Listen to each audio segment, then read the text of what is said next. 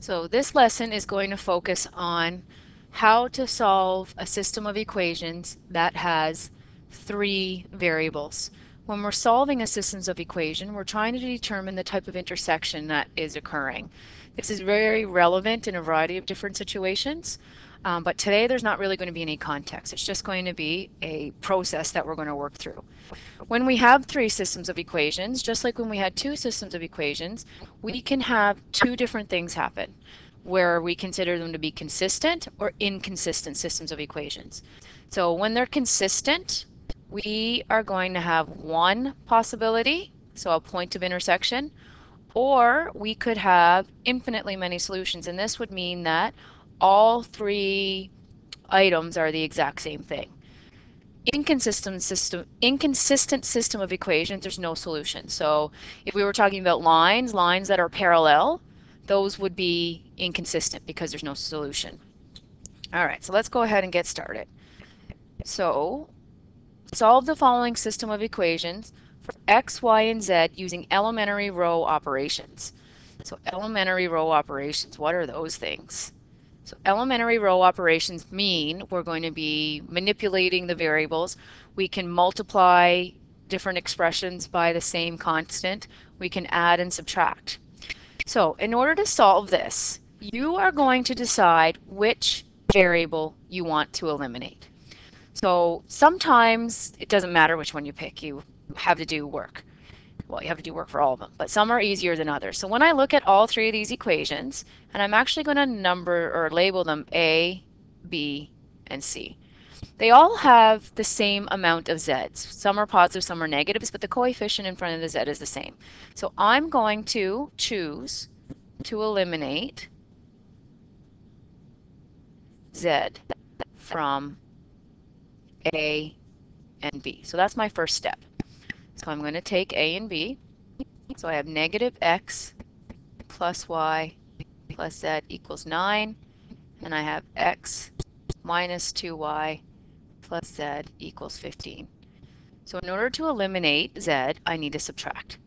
So when I subtract these two expressions, I have negative x minus x, that gives me negative 2x. I have y minus negative 2, so that'll be plus 2y. Z goes away, and I have 9 minus 15 is going to be negative 6. So I'm going to call this equation D.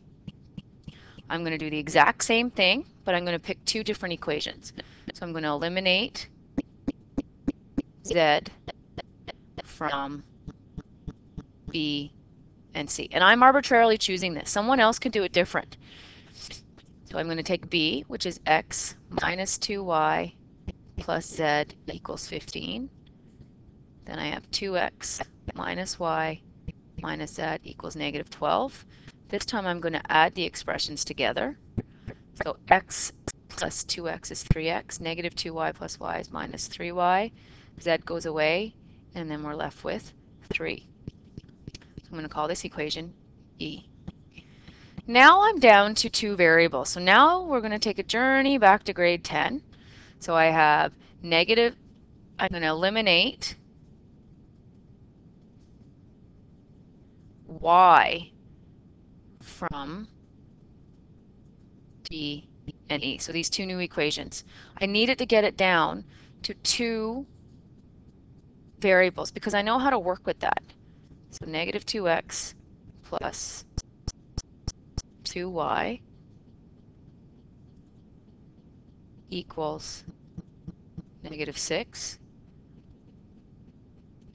3x minus 3y equals 3. Now, as it is, I can't just add or subtract, so I'm going to multiply the top one by 3 and the bottom one by 2. So then I have negative 6x plus 6y equals negative 36. 6x minus 6y equals 6.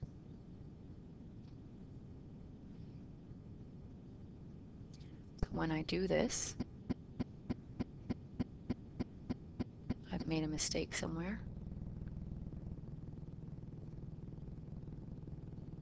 negative 2x plus, oh, sorry, okay. So I see where my mistake is. So I'm just going to backtrack a little bit. So the mistake is right over here. So y, you've probably already caught this and are getting ready to email me. However, I fixed it before I got too far in. So we have plus 3y. So actually that makes my life a lot easier because then I don't need any of this stuff over here. I'm going to change all this out. So then I'm going to change this to a 3, which is what it's supposed to be. So now when I do this here, I'm going to add them together. So negative 2 plus 3 gives me x equals negative 3. So I found what x is. Now from here, what do you think we're going to do? I'm going to sub x equals negative 3 into d or e, and when I do that I'll get y. So I'm going to have negative 2 multiplied by negative 3 plus 3y equals negative 6. So negative 6 plus 3y equals negative 6. So 3y equals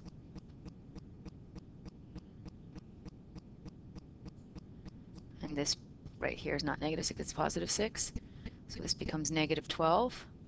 So y equals negative 4. So easy to make little mistakes here, so please pay attention. All right, so I got x, I got y, I need z. So you can sub x equals negative 3, y equals negative 4 into a, b, or c. So when I do that, I'm going to sub it into the first one.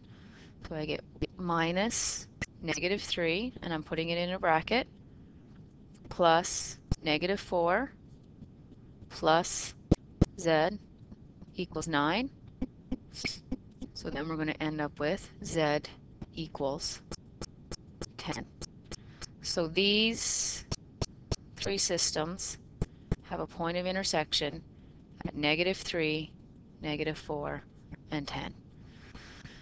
So this is a process. Anytime you have the three, you're always doing the same thing. You want to get it down so that you have two variables because we know how to work with that. As you can see, there were two little situations there where I made a mistake. I recognized I had a mistake because I actually knew what the answer was. You're not going to know what the answer is. So make sure that you're paying attention to your integers. Now, having said that, once I get this point of intersection, if you substitute it in A, B, and C, it has to give you a true statement because we're finding a point that's on all three of these planes is ultimately what they are at the exact same time. Okay, so let's look at another example. Okay, so solve the following system. So in this system, you'll notice it looks a lot easier because they're less complicated equations. However, we're going to start off the same way, so I'm going to label A, B, and C. So I'm going to decide to eliminate Z from B and C. So when I do that, I have Y plus Z equals negative 5, and I have X plus Z equals 2. So I'm going to subtract. So I will have Y minus X equals negative 7. So I'm going to call this equation D. Now when I look at it, I see, okay, wait a minute, D, I have a Y and an X, A, I have Y and X. So I am going to now, so this would be like step 1. Step 2, I'm going to eliminate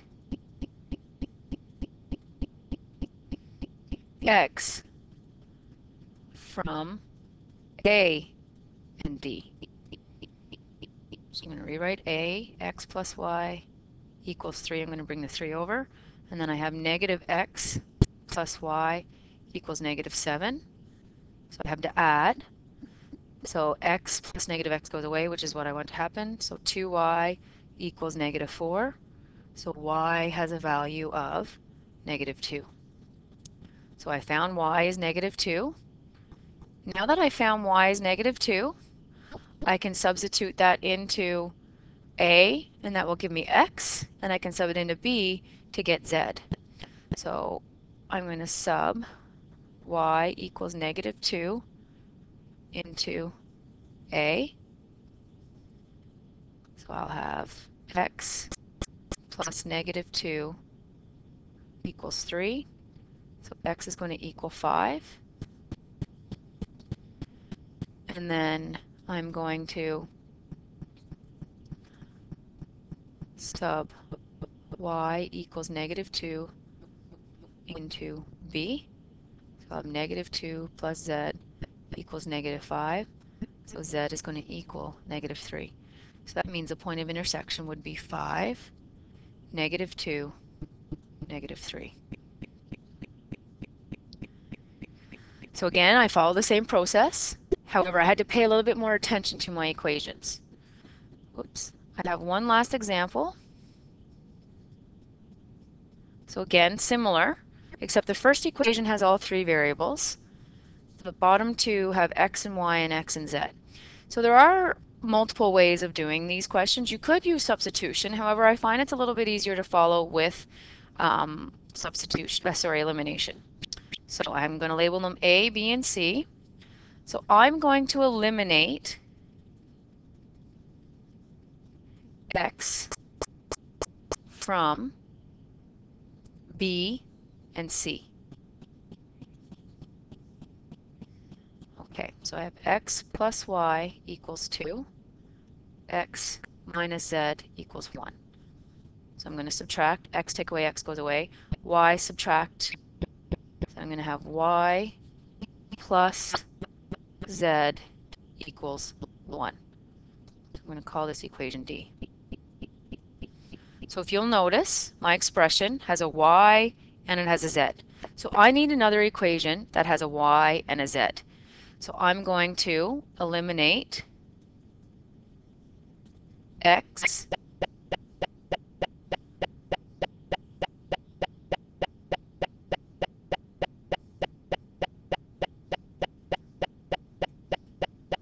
from A and B. So I have 2x plus y minus z equals 3. I'm actually going to multiply this one by 2.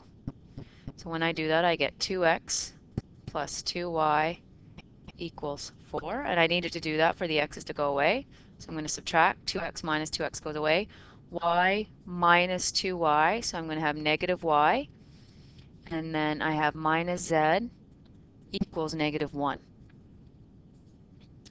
So then I'm going to so I'm going to call this one E. So I'm going to eliminate y from D and E. You could eliminate z, it's up to you. So I have negative y minus z equals negative 1. Y plus z equals 1. Some of you are probably like, well, miss, isn't it the same equation? Yes, it is. So when I add this together, negative y plus y 0, negative z plus z 0, negative 1 plus 1 equals 0. So this means there is an infinite